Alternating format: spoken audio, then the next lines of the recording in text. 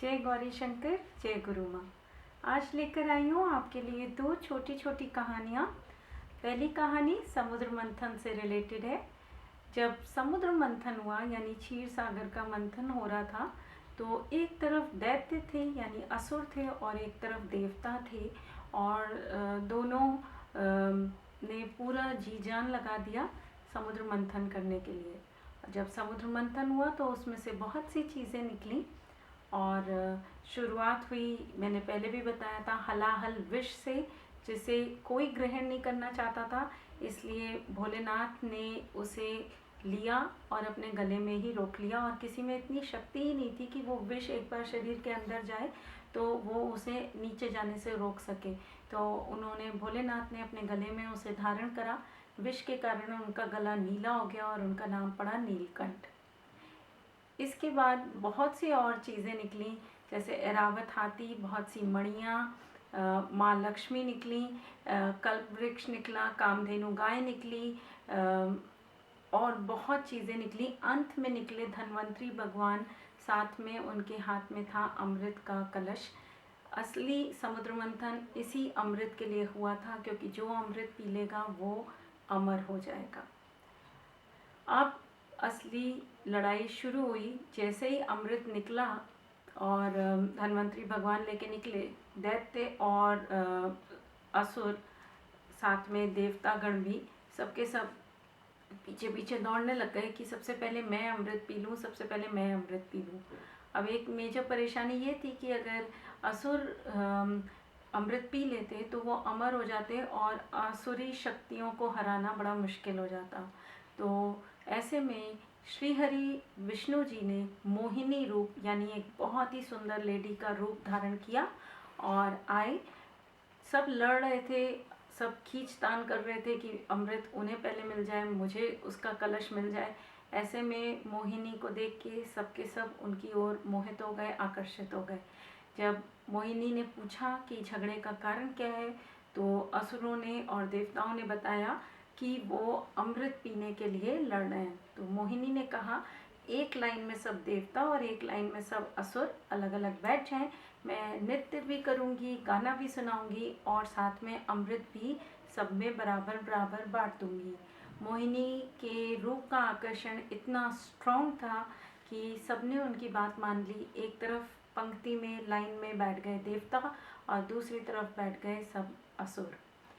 अब मोहिनी ने कलश को सामने रखा, नृत्य शुरू किया, और जब वो देवताओं की तरफ जाती थी तो अमृत पिलाती थी, और जब दानवों की तरफ जाती थी तो वो कलश को बदल देती थी और उन्हें अमृत नहीं पिलाती थी।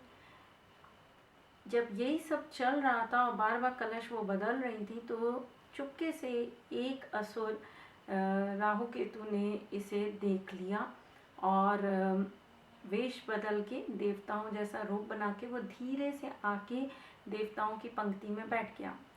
नृत्य करते करते मोहिनी जब आई, उन्होंने सूर्य चंद्रमा दोनों को अमृत दिया और उनके बगल में बैठे राहु केतु को भी अमृत दे दिया। जैसे ही उन्होंने अमृत दिया, तुरंत राहु केतु ने जल्दी से पीने की कोशिश की। बूंदें गले में गई थी, मुंह से होके, मुंह के रास्ते गले तक पहुंची ही थी कि सूर्य और चंद्रमा ने इशारा कर दिया कि ये देवता नहीं है।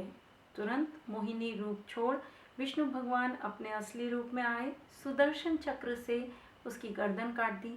क्योंकि अमृत शरीर में चला गया था, इसलिए सर अलग हो गया, धड़ अलग हो गया, लेकिन वो राक्षस या वो असुर मरा नहीं, जिंदा रहा। ऊपर का हिस्सा, गर्दन से ऊपर का हिस्सा राहु कहलाया और बिना सर वाला धड़ का हिस्सा केतु कहलाया। ब्रह्मा जी को भी इसे देवताओं का नवग्रह की श्रेणी में लेना पड़ा और नवग्रह में स्थान इसे भी अमृत चखने के कारण मिल गया। इसी समय, क्योंकि उसकी गर्दन काट दी गई थी, उसे बहुत क्रोध आया और उसने राहु केतु ने श्राप दिया सूरज को और चंद्रमा को कि तुम दोनों के कारण मैं पकड़ा गया हूँ। अब मैं तुम दोनों को ग्रहण लगाया करूँगा, ग्रास बनाया करूँगा। तब से ये परंपरा शुरू हो गई ग्रहण की। इस साल भी बहुत से ग्रहण हैं, तो जब भी सूर्य या चंद्रमा, ग्रहण हमेशा सूर्य या चंद्रमा को लगता है और राहु उनको ग्रहण लगाता है। तो ऐसे ही एक बार की बात है जब ग्रहण लगाने राहु सूर्य को जा रहे थे, अमावस्या का दिन था। अब शुरू होती है हमारी दूसरी कहानी। बचपन में हनुमान जी को खाने पीने का बहुत शौक था। बहुत जल्दी जल्दी भूख लग जाती थी, उनकी माँ भी परेशान हो जाती थी। एक बार माँ ने उन्हें खूब खिलाया पिलाया और लिटा दिया सोने के लिए, पर हनुमान जी को भूख लग गई। अब तब तक उनका नाम था केसरी नंदन, आंजनेय, मारुति, पवन पुत्र। तो मारुति को भूख लग गई और उन्होंने आसमान की ओर देखा, उन्हें भूख लगी थी। उन्हें गोल गोल चमकता एकदम लड्डू के जैसा लगा सूर्य, और वो दौड़े सूरज की ओर कि माँ तो सुन नहीं रही, माँ तो मुझे खिला खिला के सुला गई है, मैं जाता हूँ और इस बड़े से लड्डू को जो आसमान में है इसी को खा लेता हूँ। पूरी तेज़ी से वो उड़ते हुए, छोटे से थे, पवन पुत्र होने के कारण उड़ सकते थे, तो पवन की सी वेग के साथ वो उड़ते हुए चल दिए सूर्य को लड्डू समझ के खाने। अब इधर वो सूर्य के नज़दीक पहुँचे और उधर सूर्य को लगे कि ये छोटा सा बालक मेरी ओर चला आ रहा है और मेरे में इतनी गर्मी है, इतनी तपिश है, इसका क्या होगा, ये जल जाएगा। तो वो और तेज़ी से चलने लगे आसमान में। कहा जाता है सूरज अपने 7 घोड़ों वाले रथ से आसमान में हर रोज़ पूरब से पश्चिम की ओर जाते हैं, इसलिए ईस्ट में सूरज उगता है, वेस्ट में डूबता है। तो वो चल दिए और तेज़ तेज़। उधर से अमावस्या का दिन था, तो मैंने अभी अभी आपको बताया कि राहु ने कहा था मैं तुम्हें ग्रहण लगाया करूँगा।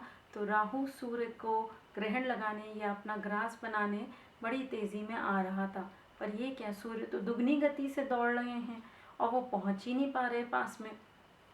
पवन पुत्र यानी मारुति ने इतनी देर में, हनुमान जी ने हमारे स्पीड बढ़ाई और गए और सूर्य को अपने मुंह में ले लिया। अब राहु को बड़ी गुस्सा है कि मेरे को ग्रास बनाना था, सूर्य को मुझे ग्रहण लगाना था, ये कौन आ गया बीच में। वो गए और इंद्र से शिकायत करी कि जब विधि का विधान तय है, जब ये सृष्टि का नियम तय है कि सूर्य को ग्रहण मैं लगाऊंगा, तो ये बीच में कौन बालक आया है जो ग्रहण लगा रहा है। वो नाराज़ होने लगे। तो इंद्र ने कहा नहीं नहीं, ऐसा कुछ नहीं होगा, मैं चलता हूँ साथ में। और इंद्र आए उनके साथ देखने की किसने सूर्य को ग्रास बना लिया है। सबने मिलके कहना शुरू करा हनुमान जी से यानी मारुति जी से कि सूर्य को बाहर निकालो, तुमने मुंह में कैसे लिया है, सूर्य को बाहर निकालो। अब वो भी थोड़े हटीले बालक, उन्होंने भी किसी की सुनी नहीं। इस पर राहु क्रोधित होने लगा। बार बार कहने के बाद जब मारुति ने नहीं सुना तो इंद्र को क्रोध आ गया और उन्होंने अपने वज्र से हनुमान जी को यानी मारुति जी को यहाँ थोड़ी पे मारा। संस्कृत में थोड़ी को हनु कहते हैं और यहाँ चोट लगने के कारण झटके से मुंह से सूर्य बाहर निकले और हनुमान जी की यानी मारुति जी की यहाँ की थोड़ी टूट गई, यानी उनका हनु टूट गया।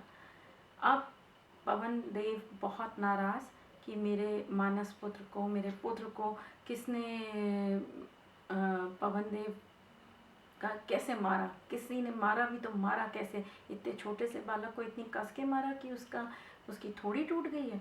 उन्होंने हवा यानी पवन देव थे तो हवा चलाना ही बंद कर दिया और अपने पुत्र को गोद में लेके, जो कि बेहोश हो गए थे क्योंकि छोटे से बालक थे उस समय मारुति, वो बेहोश हो गए थे, उन्हें लेके एक गुफा में जाके बैठ गए। चारों तरफ त्राही त्राही मच गई, हाहाकार मच गया क्योंकि हवा ना चलने के कारण पूरी सृष्टि खतरे में पड़ गई थी। तुरंत सभी देवता ब्रह्मा जी के साथ उसी गुफा में हाथ जोड़े पहुँचे, माफ़ी मांगी सबने। तब जाके कहीं पवन देव का क्रोध शांत हुआ। ब्रह्मा जी ने बच्चे का सर सहलाया और कहा आज से ये सिर्फ केसरी नंदन, आंजनेय, मारुति, पवन पुत्र ही नहीं, इसके थोड़ी पे वार हुआ है तो अब इसका एक नया नाम होगा। इंद्र ने वो नाम दिया हनुमान। तब से हमारे और आपके प्रिय पवन पुत्र का नाम पड़ा हनुमान, क्योंकि उनकी थोड़ी यानी हनु पे चोट लगी थी। सबने खूब आशीर्वाद दिए। ब्रह्मा जी ने उन्हें शक्तिशाली होने का आशीर्वाद दिया और उन्हें सब विद्याओं में धनी होने का आशीर्वाद दिया, सर्वश्रेष्ठ भक्त होने का आशीर्वाद मिला।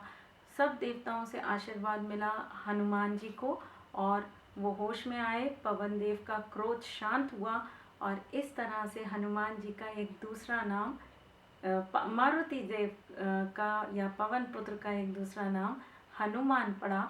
और इसी के बाद से हम उन्हें ज़्यादातर हनुमान के ही नाम से बुलाते हैं।